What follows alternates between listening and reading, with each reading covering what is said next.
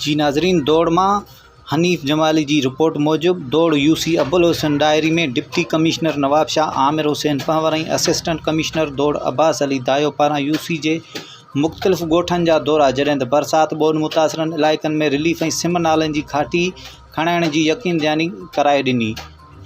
DC Aamir Hussain Panwar media से ॻाल्हाईंदे चयो तो यूसी अबुल हुसैन डायरी के वार्ड 1 ढंडी में सिम नाले के बासरन ड्राए छड़ियो है। उन सिम नाले की घाटी तमाम जल्द कराई वी। उन मौके deputy commissioner Aamir Hussain Panwar assistant commissioner दौड़ के हिदायतूं जारी कंदे चयो है तो यूसी के बोर्ड मुतासरन की हर मुमकिन मदद कई वने। उन मौके यूसी अबुल हसन डायरी जो वाइस चेयरमैन अब्दुल गफ़ार मरी, अगूणो वाइस चेयरमैन निसार अहमद मरी और बिया पिण शामिल।